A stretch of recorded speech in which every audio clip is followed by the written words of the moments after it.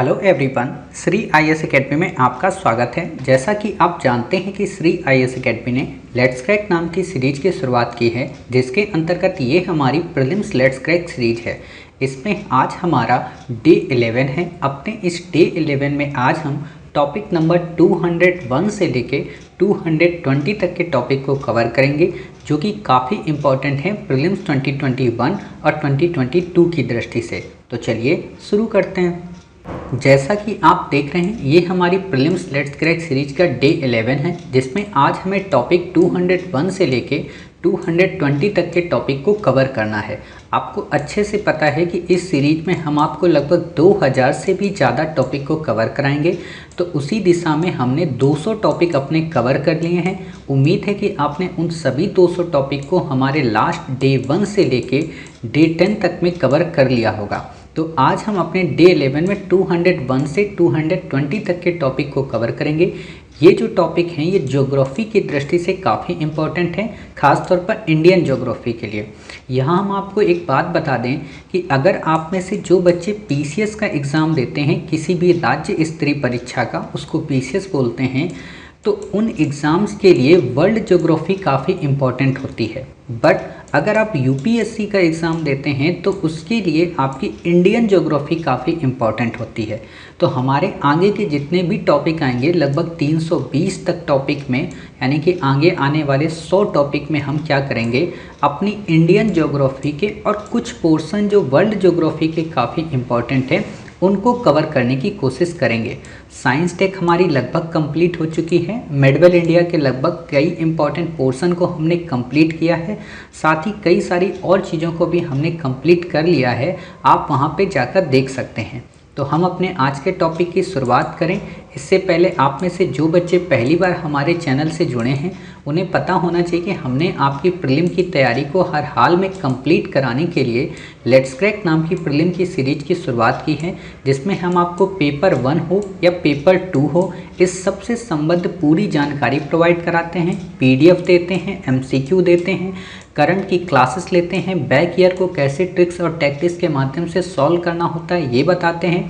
आपको ये भी बताते हैं कि कैसे आपको यूपीएससी के पेपर को अटेम्प्ट करना है और प्रीवियस ईयर में जो प्रश्न आए हैं वो भविष्य में कैसे आ सकते हैं।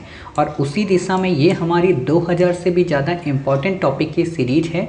तो आप इनसे ये सीख सकते हैं कि वास्तव में इस बार के प्रीलिम में या आगे आने वाले प्रीलिम में कौन से मोस्ट इम्पॉर्टेंट टॉपिक हैं। क्लियर?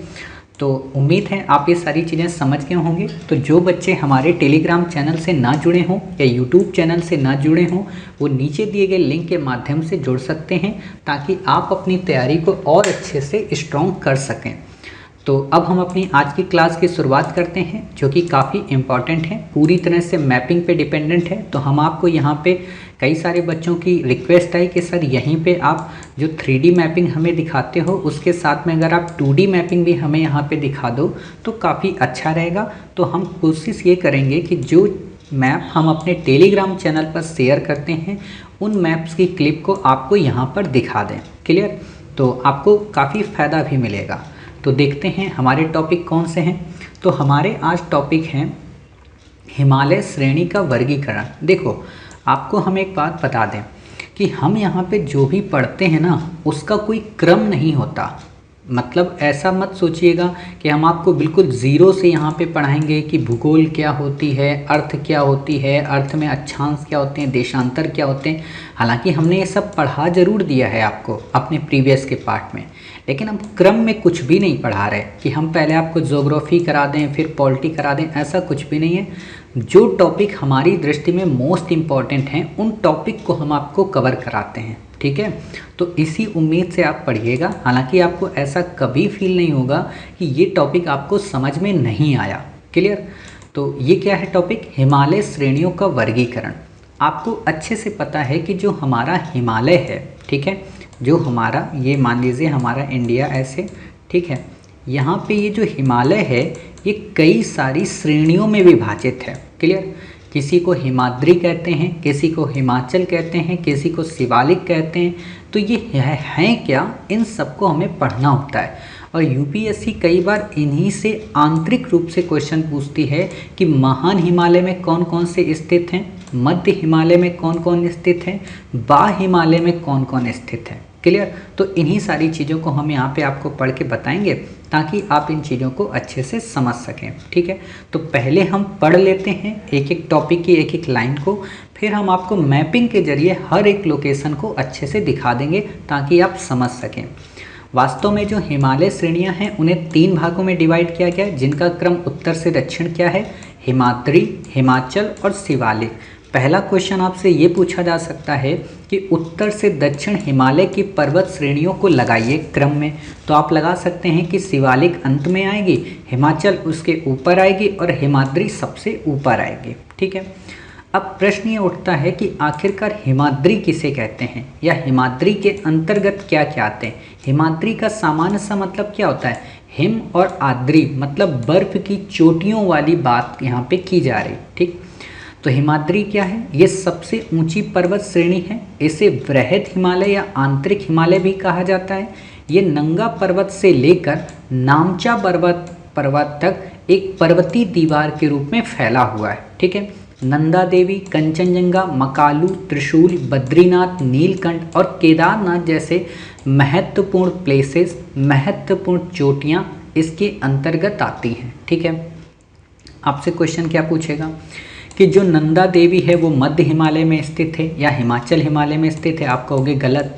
आपसे क्वेश्चन क्या पूछेगा कि जो केदारनाथ है वो शिवालिक श्रेणी में स्थित है, गलत। जो बद्रीनाथ है वो शिवालिक श्रेणी में या मध्य हिमालय में स्थित है, गलत। समझ गए, ऐसे आपसे क्वेश्चन पूछेगा तो आप बता देंगे भाई साहब ये सारी चीज़ें गलत हैं, ये सब के सब हिमाद्री में स्थित हैं जो कि महान हिमालय का पार्ट है। क्लियर, नंगा पर्वत से लेके नामचा पर्वत तक। तो अब हम आपको ये सबकी लोकेशन एक बार दिखा देते हैं, नंगा पर्वत कहाँ पे है, नामचा पर्वत कहाँ पे है। तो आप ऐसे देख सकते हैं, यहाँ पे हम आपको मैपिंग के जरिए पहले तो ये श्रेणी आप देख सकते हैं, कराकोरम, लद्दाख, जास्कर। अभी हम इनको भी आपको पढ़ाएंगे, हालांकि आपको चिंता नहीं करनी है, पढ़ाएंगे हम इन चीज़ों को भी।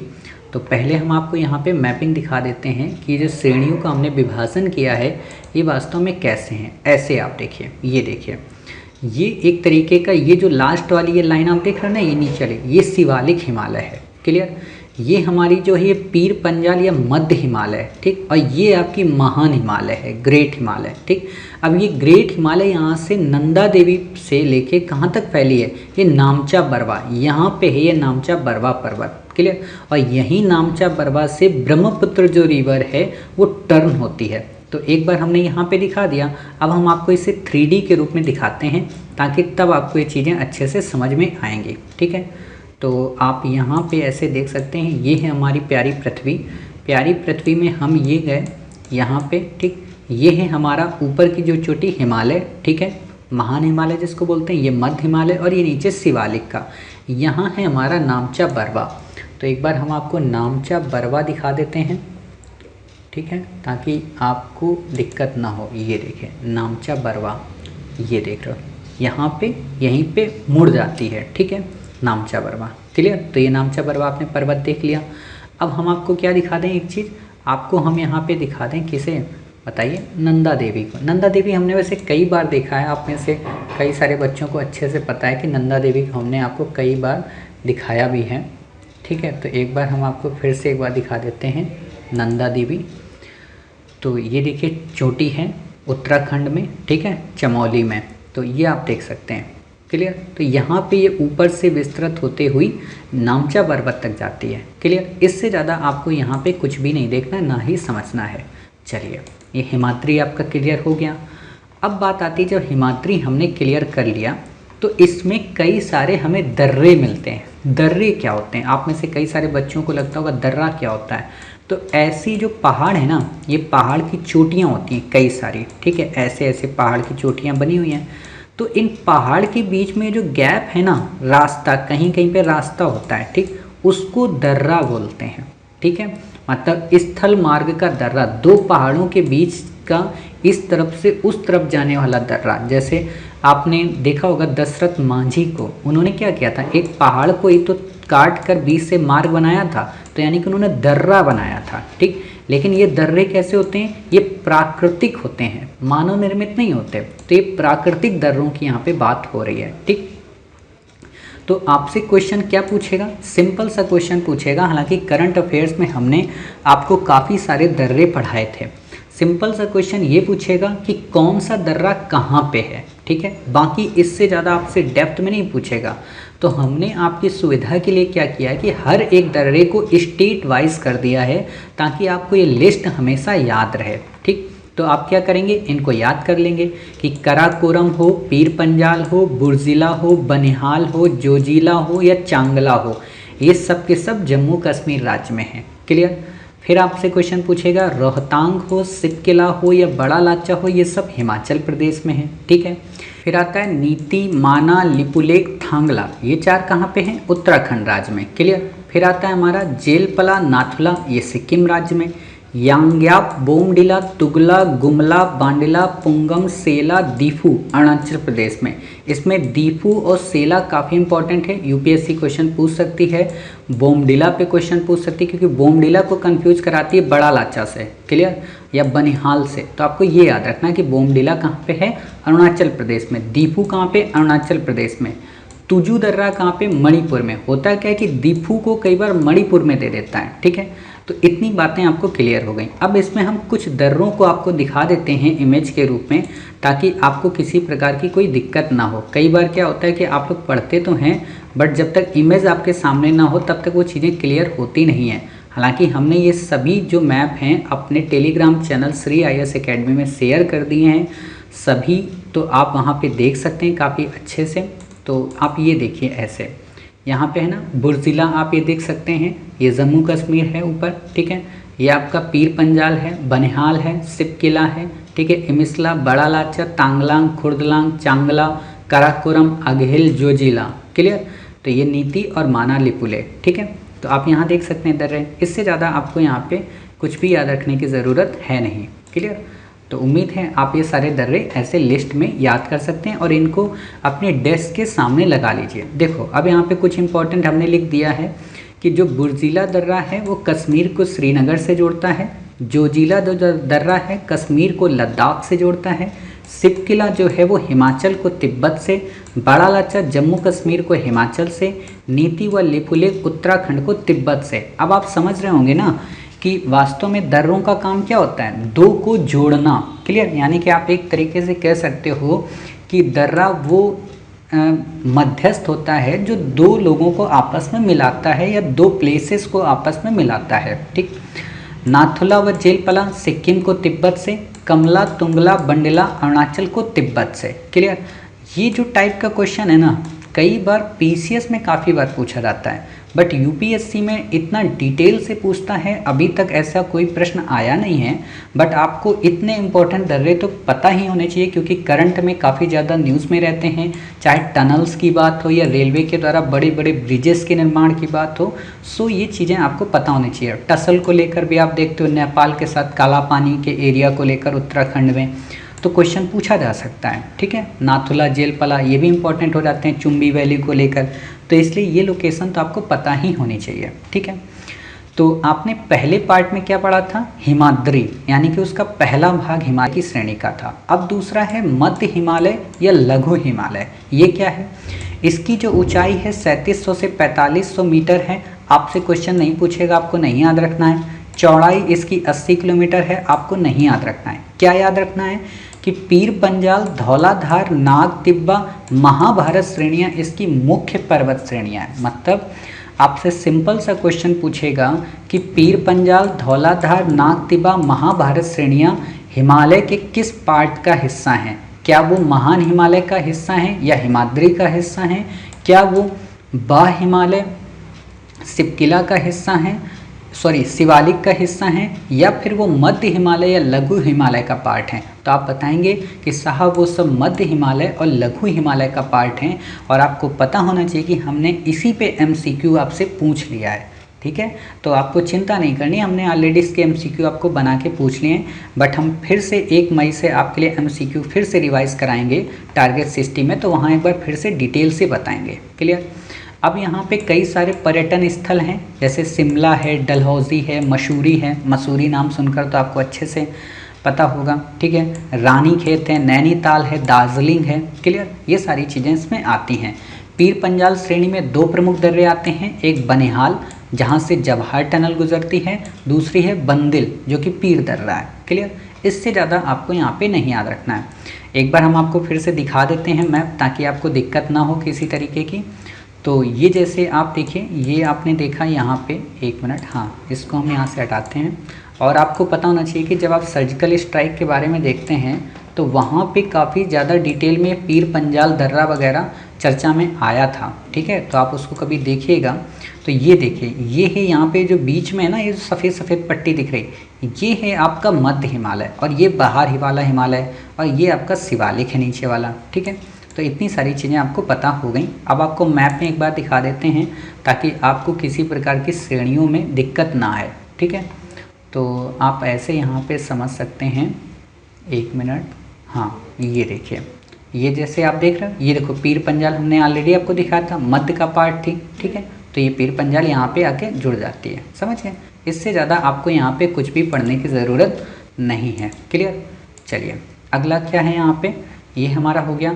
फिर आता है बाह्य हिमालय, काफ़ी इम्पोर्टेंट है बाह्य हिमालय। क्यों? क्योंकि इसको शिवालिक और वास्तव में यहीं से मैदानी भाग की शुरुआत होती है। ठीक है, तो इसके बेसिक फीचर को देख लेते हैं।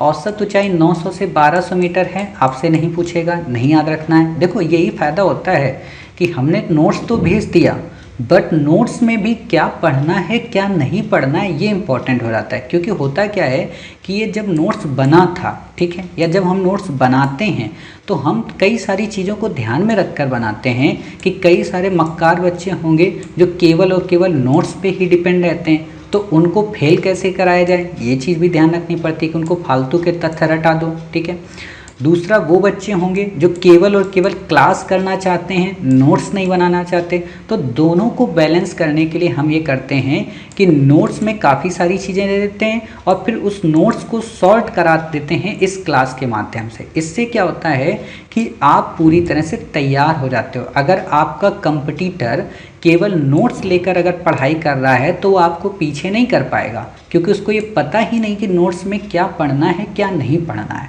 ठीक है, इसीलिए हम आपसे कहते हैं कि आप न केवल नोट्स देखें बल्कि हमारी क्लासेस देखें। भले ही आपने कहीं से पढ़ा होगा, लेकिन जो हम आपको पढ़ाएंगे वो यूपीएससी ओरिएंटेड होगा। ठीक है, तो आपने ये चीज़ देखी, इसमें ऊपर हमें ये नहीं पढ़ना है। कश्मीर, हिमाचल प्रदेश व पंजाब में ये पर्वत श्रेणियाँ अधिक चौड़ी हैं। इसे गोरखपुर के समीप, ये भी नहीं याद रखना है। शिवालिक को जम्मू में जम्मू पहाड़ियाँ, अरुणाचल प्रदेश में दाफला, मिरी, अम्बोर तथा मिसमी पहाड़ियों के नाम से जाना जाता है। ठीक है, आपको बस इतना याद रखना है कि जो शिवालिक हैं वो अरुणाचल प्रदेश तक फैली हुई है। ऑलरेडी अभी हमने आपको दिखाया ना, ऐसे आप देखिए यहाँ पे ये शिवालिक हम आपको दिखा रहे हैं, यहाँ से ये देखिए यहाँ तक ये जाती है। ठीक है, मिसमी, ये देखो यहाँ पे देख रहे हो मिकिर है। ठीक, तो ये पहाड़ियों के यहाँ तक दाफला, ये मिसमी पहाड़ियाँ, ठीक, तो ये यहाँ तक ऐसे होते हुए जाती है। क्लियर, तो आप ऐसे समझ सकते हो। बाकी आपको यहाँ पे कुछ भी डिटेल में ज़्यादा पढ़ने की ज़रूरत नहीं है। चलिए फिर क्या आता है, ये हिमालय पर्वत श्रृंखला का नवीनतम भाग है। सबसे इम्पोर्टेंट लाइन तो यही बनती है कि हिमालय पर्वत श्रृंखला का सबसे नवीनतम पार्ट कौन सा है, तो शिवालिक है। ठीक है, क्योंकि शिवालिक सबसे बाद में बनी है।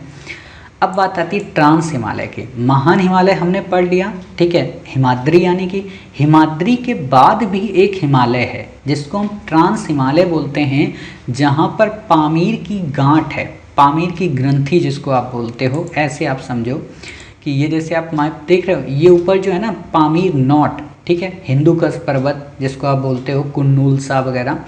तो ये तो हमने यहाँ तक पढ़ा था क्या, महान हिमालय। महान हिमालय के बाद जो पार्ट आता है वो है हमारा क्या, वृहद हिमालय। ठीक है, तो इसका जो इस तरफ का एरिया है उसको हम देखते हैं। और आपको पता होना चाहिए कि इसे थर्ड पोल कहा जाता है दुनिया का। क्लियर, तो बाकी आपको हालांकि इसमें कुछ भी पढ़ने की ज़रूरत है नहीं। तो देख लेते हैं ट्रांस हिमालय क्या है। ये महान हिमालय के उत्तर में स्थित है, यानी कि ऊपर की ओर। इसमें लद्दाख, जास्कर, कैलाश, काराकोरम पर्वत श्रेणियाँ आती हैं। काराकोरम श्रेणी को एशिया की रीढ़ कहा जाता है। यहाँ के प्रमुख हिमनद हुंजा घाटी में हिस्पार व बाटुरा हैं, सिंगर घाटी में विचाको, वाल्टोरो और नुंगा घाटी में सियाचिन है।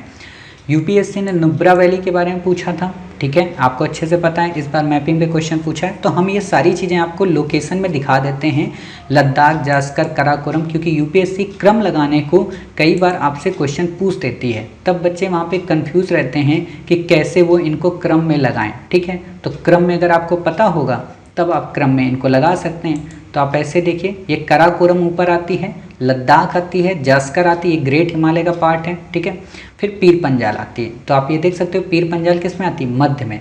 ये बीच में हरी पट्टी ये इधर से आ रही है कि ग्रेट हिमालय इसके ऊपर है और ये मध्य हिमालय नीचे है। क्लियर, ये बातें आपको इतनी क्लियर हो गई। अब यहाँ पे हम एक चीज़ और आपको दिखाना चाहते हैं, जो अभी हमने आपको यहाँ पे बताया ना मैपिंग के हिसाब से, वो लोकेशन काफ़ी इंपॉर्टेंट है। ऐसे आप देखो, ये ग्रेट हिमालय है, ये शिवालिक है। ठीक है, आप ये भी देख सकते हो ऐसे मैप के हिसाब से कि ऊपर ये ग्रेट हिमालय रहा, बीच में मध्य हिमालय और ये नीचे शिवालिक। अब यहाँ पे एक जो मैप मैं दिखाना चाह रहा हूँ वो सियाचिन वाला है, काफ़ी इंपॉर्टेंट मैप है। यूपीएससी ने इसी बार क्वेश्चन पूछा था, तो वो मैप काफ़ी इंपॉर्टेंट हो जाता है। एक मिनट रुकना, यहाँ पे ही है, यहाँ पे शायद मिल जाएगा नीचे कहीं पे। काफ़ी अच्छा वो मैप है और ऑलरेडी हमने उस मैप को शेयर भी किया है आपके साथ, तो आप हमारे टेलीग्राम चैनल से भी उसे डाउनलोड कर सकते हैं। तो यहाँ पे मैप वो काफ़ी इम्पोर्टेंट लोकेशन है। हाँ, ये देखो, ये मैप आप ऐसे देखो, ये सक्षम वैली है। ठीक है, ये गलवान वैली है, अभी ज़्यादा डिस्प्यूट में चर्चा में रही थी। ये हमारा सियाचिन का ग्लेशियर है और ये हमारी कराकोरम है, ये लद्दाख है। ठीक, यूपीएससी ने यही क्वेश्चन पूछा था कि सियाचिन जो ग्लेशियर है वो क्या गिलगिट बाल्टिस्तान के उत्तर में है या दक्षिण में है। तो आपको ऐसे क्वेश्चन भी मैपिंग की दृष्टि से इम्पॉर्टेंट हो जाते हैं। ठीक है, ये पेंगोंग लेक है जो भारत और चीन के मध्य है। कई बार मैंने भारत और पाकिस्तान बोला है, इसलिए मैं आपको यहाँ पे बता दे रहा हूँ। ठीक है, बाकी आपको यहाँ पे कुछ भी पढ़ने की ज़रूरत नहीं है। चलिए, अब आता है हिमालय का प्रादेशिक विभाजन। हमने अभी क्या पढ़ा, हिमालय को श्रेणियों के आधार पर कैसे विभाजित किया जाता है।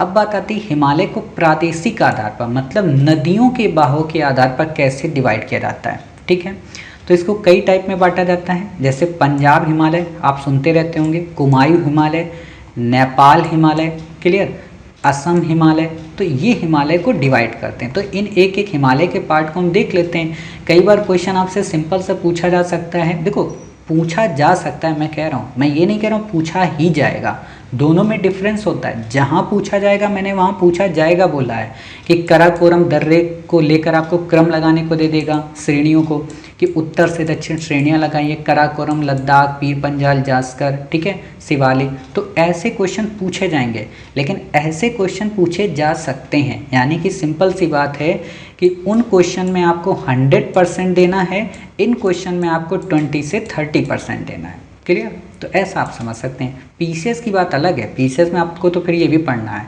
ठीक है, तो पंजाब हिमालय क्या है, सतलज व सिंधु नदी के बीच का पर्वतीय भाग है, मतलब सतलज नदी से लेके सिंधु नदी के मध्य तक के पार्ट को हम कहते हैं पंजाब हिमालय। आपको एक जानकर खुशी होगी कि हमने आपके लिए आगे अपवाह तंत्र के पार्ट को भी काफ़ी अच्छे से पढ़ाने की कोशिश की है, बेहतरीन डायग्राम है, तो वहाँ हम आपको कवर कराएंगे। ठीक, इसका अधिकांश भाग जम्मू कश्मीर व हिमाचल प्रदेश में स्थित है। इसकी लंबाई 500 किलोमीटर 560 है। आपसे ये नहीं पूछेगा, ये आपको नहीं याद रखना है। हाँ, बस ये याद रखिए कि पंजाब हिमालय में कुछ पर्वत श्रेणियाँ हैं, चाहे वो कराकोरम हो, लद्दाख हो, धौलाधार हो या जास्कर हो। ठीक है, अब बार बार आपको कराकोरम, लद्दाख, धौलाधार, जास्कर दिखाना इतनी अच्छी बात नहीं है, क्योंकि आपको अच्छे से याद है। ठीक है, कुमायूं हिमालय, कुमायूं हिमालय क्या है, सतलज व काली नदी के बीच है। देखो ये सतलज व सिंधु है, आपको पता होना चाहिए। देखो नदियाँ ऐसे बहती हैं, सिंधु यहाँ पे आती है, ठीक, सतलज यहाँ पे आती है। ठीक,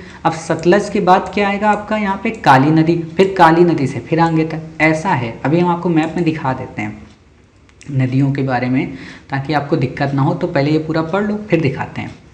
सतलज व काली नदी के बीच है, 320 किलोमीटर की लंबाई है। ठीक है, इसमें पश्चिमी भाग गढ़वाल हिमालय तथा पूर्वी भाग कुमायूं हिमालय कहलाता है। इसकी सर्वोच्च चोटी नंदा देवी व अन्य चोटियाँ करामेघ, त्रिशूल, बद्रीनाथ, केदारनाथ व गंगोत्री हैं। यानी कि बद्रीनाथ हो, केदारनाथ हो, गंगोत्री हो, ये सब के सब कुमायूं हिमालय का पार्ट है। ठीक है, और आपका जो मसूरी ट्रेनिंग सेंटर है ना, वो भी कुमायूं हिमालय का ही पार्ट है। समझ गए। गंगा व यमुना का उद्गम भी यहीं पे है। अब बात आती है नेपाल हिमालय की। नेपाल हिमालय काली नदी से तीस्ता नदी के मध्य है। देखो तीस्ता और ताप्ती में डिफरेंस है। यूपीएससी ने तीस्ता पे क्वेश्चन ऑलरेडी पूछ लिया है और घुमाया कहाँ पे था कि बंगाल की खाड़ी में जा गिरती है, जबकि ये कहाँ होती है, बांग्लादेश में ही मिल जाती है, बंगाल की खाड़ी में डायरेक्ट नहीं फ्लो करती। ठीक, 800 किलोमीटर का पर्वतीय भाग है। ये हिमालय का सबसे ऊंचा भाग है। सर्वोच्च चोटी इसकी माउंट एवरेस्ट है। क्लियर। अन्य चोटियां हैं यहाँ पे मैकाल, धौलागिरी व अन्नपूर्णा। आप में से जिन बच्चों ने करंट अफेयर्स कर रहे होंगे सितंबर या अक्टूबर माह का, तो वहाँ पे हमने इन सभी चोटियों को उत्तर से दक्षिण पूर्व से पश्चिम क्रम में लगा कर दिया था कि आपसे क्वेश्चन पूछा जा सकता है। क्यों? क्योंकि माउंट एवरेस्ट की ऊंचाई बढ़ गई है, तो इसलिए क्वेश्चन पूछा जा सकता है कि क्रम में लगाइए। तो वहाँ वो इम्पोर्टेंट है, आप वो करंट की क्लास मिस मत करिए। असम हिमालय में क्या है, तीस्ता नदी से ब्रह्मपुत्र नदी तक है। ये आपको नहीं याद रखना कितने किलोमीटर है। इसका विस्तार सिक्किम, असम और अरुणाचल प्रदेश तक है। महत्वपूर्ण चोटियाँ नामचा बरवा और कुला कांगड़ी हैं। क्लियर। नामचा बरवा ऑलरेडी आपने देख लिया है। तो अब हम क्या करते हैं, इन सभी हिमालय को आपको मैपिंग के हिसाब से दिखा देते हैं ताकि आपको किसी भी प्रकार की कोई दिक्कत ना आए।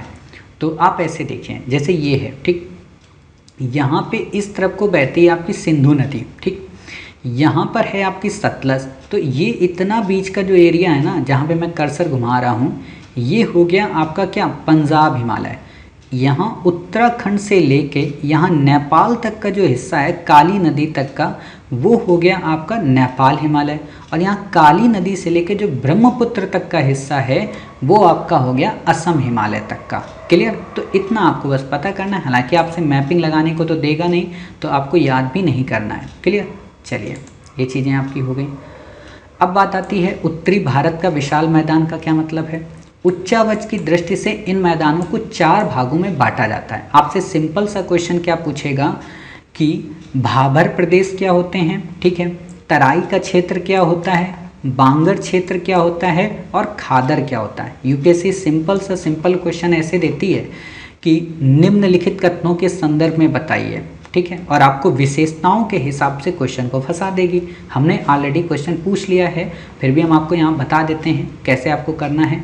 भाबर, ठीक है, पहले देखो भाबर आता है, ठीक है, फिर तराई आता है, ऐसे आप समझिए।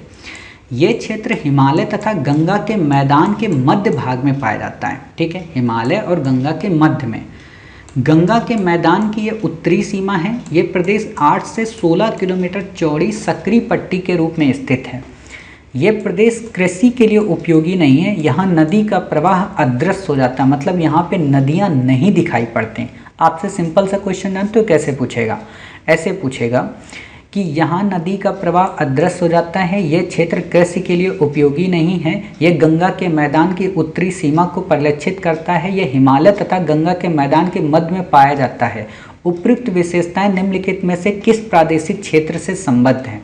भाबर से, तराई से, बांगर से या खादर से? तो आप बता देंगे कि भाबर से। समझ गए? ऐसे क्वेश्चन बनते हैं, तो आपको ये भी पता होना चाहिए कि जब आप जो पढ़ रहे हो उस पर क्वेश्चन कैसे बनेगा। ठीक है, कृषि के लिए उपजाऊ नहीं है, नदियाँ अदृश्य हो जाती हैं। ये 2 फीचर है मोस्ट इंपॉर्टेंट, इनको अगर आप याद रखेंगे तो ऑप्शन एलिमिनेट कर सकते हैं। फिर बात आती है तराई की। भाबर के दक्षिण में समानांतर अवस्थित है, मतलब भाबर ऊपर है, उसके नीचे क्या है, तराई है। ठीक, यहाँ नदियाँ पुनः दृष्टिगत होती हैं, मतलब वहाँ पे जो नदियाँ विलुप्त हो गई थीं, किसमें, भाबर में, वो तराई के मैदान में फिर से दिखाई पड़ती हैं, लेकिन ये क्षेत्र दलदली हो जाता है। अब आपके मन में आ रहा होगा कि नदियाँ आखिरकार विलुप्त कैसे होती हैं और नदियाँ आखिरकार दिखाई कैसे पड़ती हैं। ऑलरेडी हमने आपको प्रीवियस पार्ट्स में गोलाश्म के बारे में पढ़ाया था, करंट अफेयर्स में भी, कि गोलाश्म का मतलब होता है बड़े बड़े पत्थर की रेवटियाँ। रेवटियों का मतलब जैसे आप उत्तराखंड वगैरह में जाते हैं या किसी नदी के किनारे जाते हैं। नदी के किनारे का मतलब ये नहीं है कि आप गंगा के मैदान में, कहने का मतलब उत्तर प्रदेश से लेके आप बिहार तक में अगर हैं तो आपको रेवटियाँ नहीं मिलेंगी, आपको ये रेवटियाँ उत्तराखंड तक में ही मिलेंगी। तो अगर आप उत्तराखंड और दिल्ली के रीजन के आसपास में हैं तो आपको नदियों में रेवटियाँ मिलेंगी, पत्थर के बड़े बड़े टुकड़े। उससे क्या होता है कि वो बड़े बड़े जब पत्थर पहाड़ों से टूटकर नदियों के पास में आते हैं तो नदियाँ उसमें छिप जाती हैं और उन पत्थरों के नीचे नीचे नदियों का प्रवाह होता है, तो नदियाँ दिखाई नहीं पड़ती, यानी कि विलुप्त हो जाती हैं। उसी प्रदेश को हम कह देते हैं वो भाभर प्रदेश है। लेकिन जब नदियाँ पुनः फिर से दिखाई पड़ने लगती हैं और दिखाई के साथ साथ वहाँ पे दलदली भूमि का एहसास कराती हैं। दलदल क्यों होगा? क्योंकि वहाँ पे पत्थर नहीं होंगे, पत्थर नहीं होंगे तो क्या होगा? वहाँ पे बालू होगी और मिट्टी होगी। तो बालू और मिट्टी क्या करती है? भूमि को दलदली बना देती है, यानी कि वहाँ पे आर्द्रता का समावेश करा देती है। क्लियर? तो उस भूमि को हम कहते हैं वो तराई है। ठीक, तो इतनी बातें आपको क्लियर हो गई। फिर बात आती है बांगर की। बांगर क्या होता है? पुरानी जलोढ़ द्वारा निर्मित प्रदेश है। अब तराई के मैदान में जो मिट्टी बहा कर लाई गई, ठीक है, ध्यान देना, तराई के मैदान में जो मिट्टी बहा कर लाई गई वो मिट्टी क्या थी? पुरानी थी। अब बार बार नदियों का प्रवाह तो चलता ही रहता है, तो नदियाँ बार बार जो नई मिट्टी को लेकर आती हैं तो वो पुरानी मिट्टी को दबाती जाती हैं। तो होता क्या है कि नई वाली मिट्टी आगे प्रवाहित होती रहती है, अब पुरानी मिट्टी वहाँ पे जम जाती है।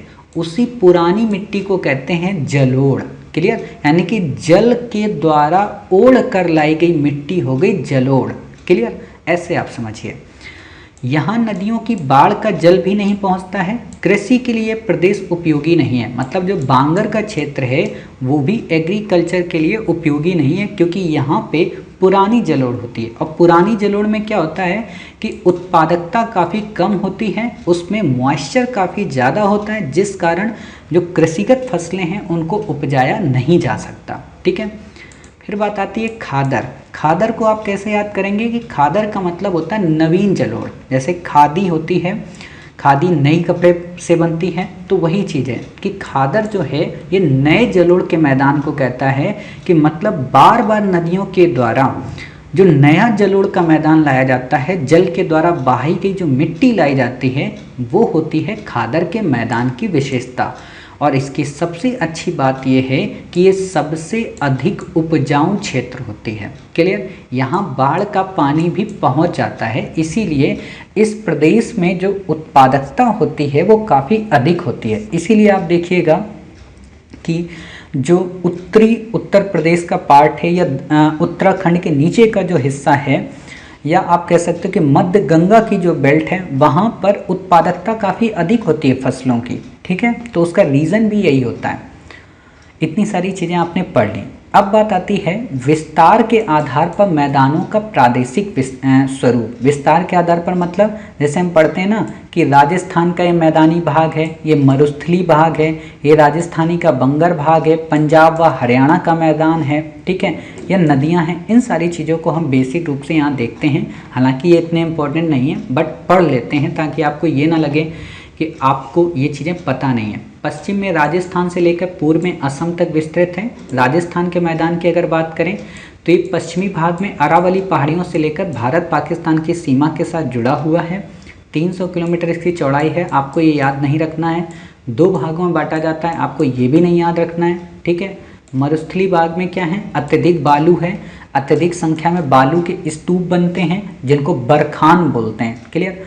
वार्षिक जो वर्षा यहाँ पे काफ़ी कम होती है। जब हम मौसम आपको पढ़ाएंगे ना, यानी कि इंडियन जो मानसून है उसको जब पढ़ाएंगे तो वहाँ पे हम आपको काफ़ी डिटेल में अच्छे से दिखाएंगे कि वास्तव में मानसून होता कैसे है, कैसे चक्रवात आते हैं, कैसे इंडिया के अलग अलग रीजन में बारिश कम होती है और क्या कारण है कि राजस्थान में रेगिस्तान का जो एरिया है वो काफ़ी ज़्यादा बढ़ रहा है। ठीक है, इन सारी चीज़ों को पढ़ेंगे।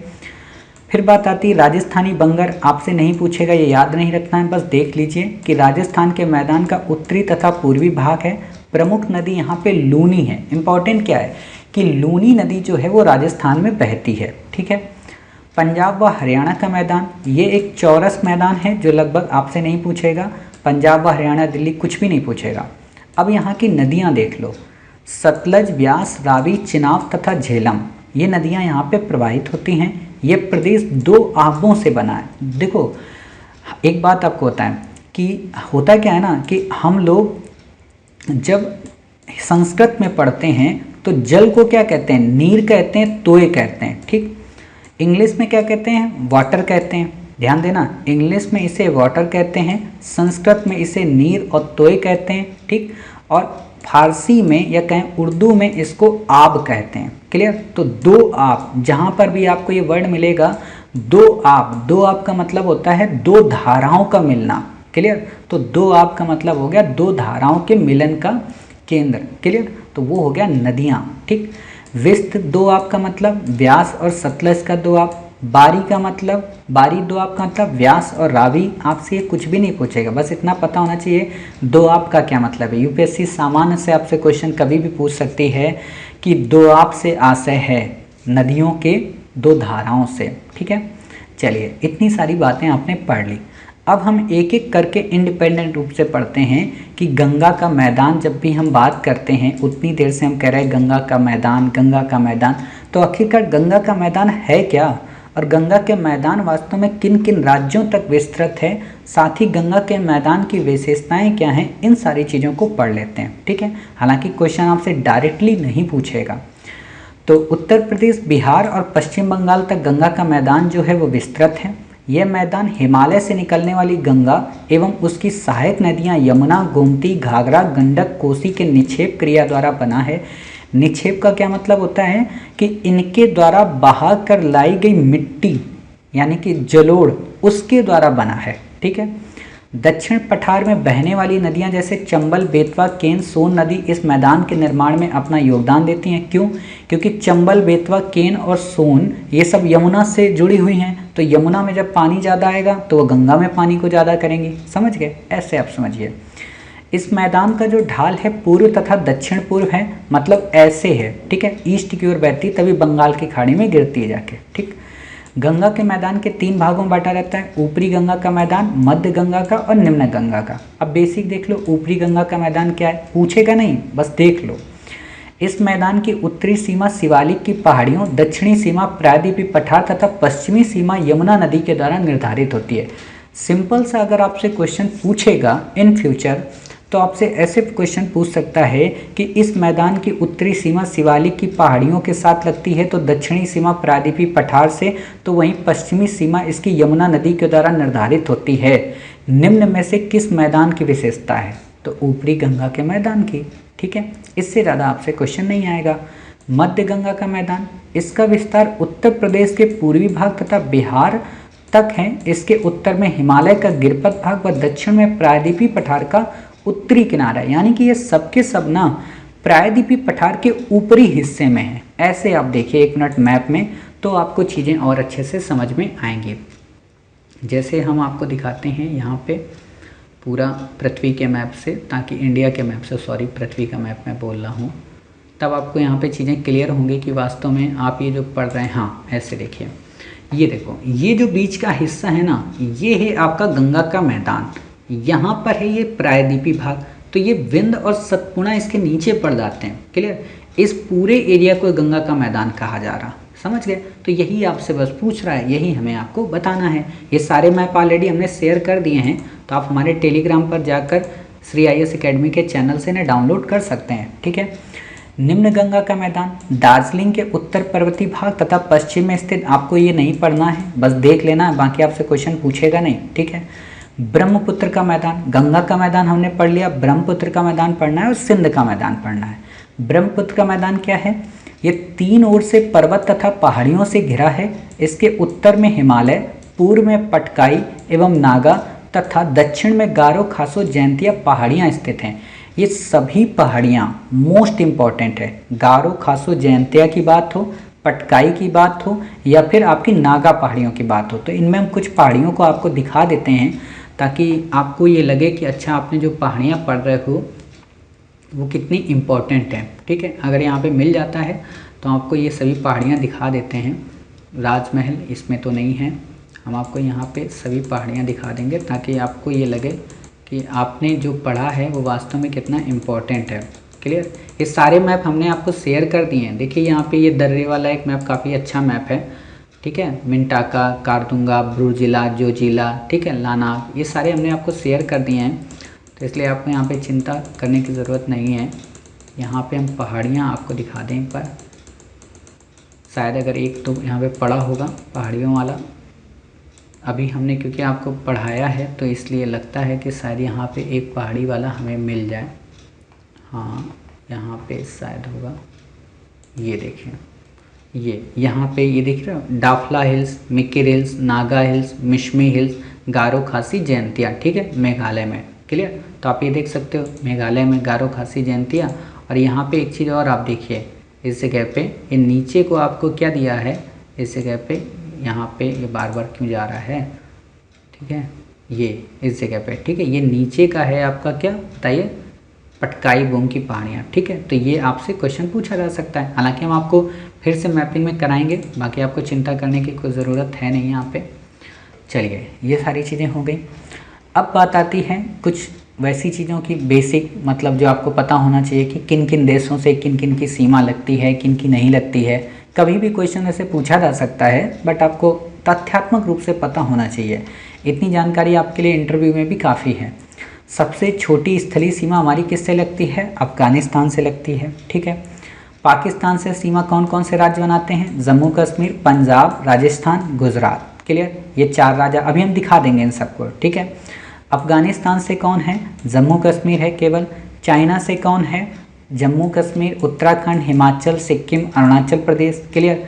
नेपाल से कौन है? उत्तर प्रदेश, उत्तराखंड, बिहार, पश्चिम बंगाल, सिक्किम। क्लियर? कई बार क्वेश्चन क्या पूछता है कि पश्चिम बंगाल किन किन पड़ोसी देशों से सीमा बनाता है? तो एक तो नेपाल से भी बना रहा है, ठीक है, आप यहाँ पे देख रहे हो। और दूसरा आपका किससे बनेगा बताइए? भूटान से, ठीक है। तो हम आपको दिखाएंगे सारी चीज़ें। ये देखो, भूटान से सीमा सिक्किम, पश्चिम बंगाल, असम, अरुणाचल, और एक और देश है, कौन है? बांग्लादेश। बांग्लादेश से सीमा कौन सा? पश्चिम बंगाल, मेघालय, असम, त्रिपुरा, मिजोरम।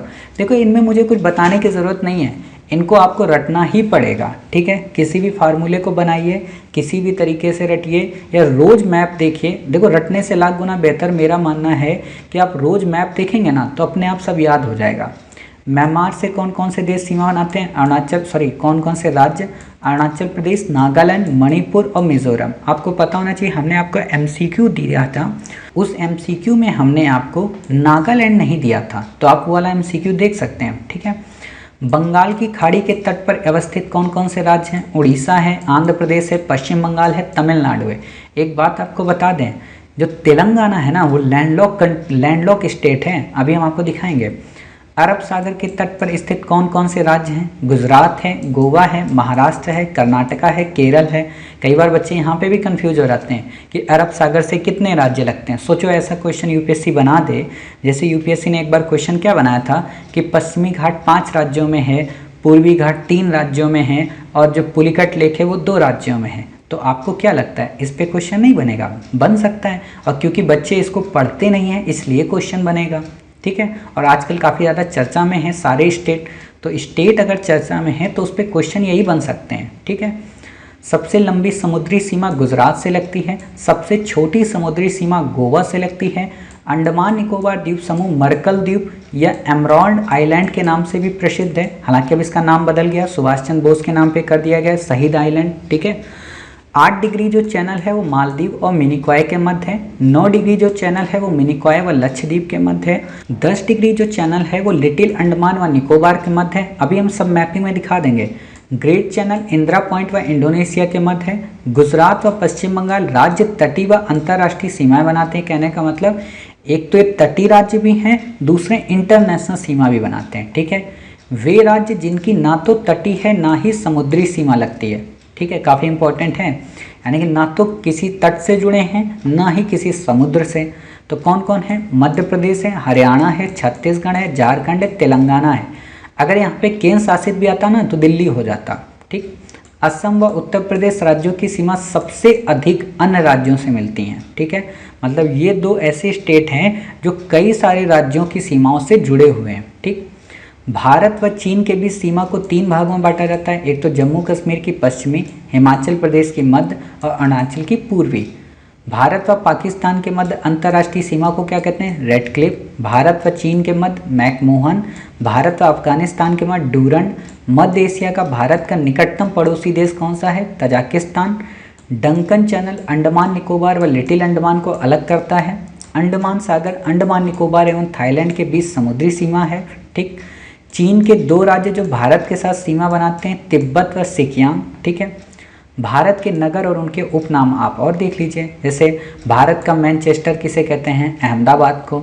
7 द्वीपों का नगर किसे कहते हैं, मुंबई को। जुड़वा नगर किसे कहते हैं, सिकंदराबाद व हैदराबाद को। हैदराबाद चर्चा में रहा है, योगी आदित्यनाथ जी यहाँ पे एडवर्टाइज करने गए थे तो वहाँ पे मंदिर को लेकर काफ़ी सारी एडवर्टाइज आई थी, ठीक है। तो हम बताएंगे करंट अफेयर्स में, हालांकि आर्ट एंड कल्चर का जब हम आपको पोर्शन पढ़ा रहे थे तो वहाँ पे हमने आपको बता दिया था।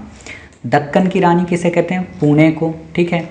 दक्षिण का मानसरोवर मानचेस्टर किसे कहते हैं, कोयम्बटूर को। देखो उत्तर का मानचेस्टर है अहमदाबाद, ठीक है। दक्षिण का कौन है, कोयम्बटूर। पूर्व का वेनिस कोच्चिन।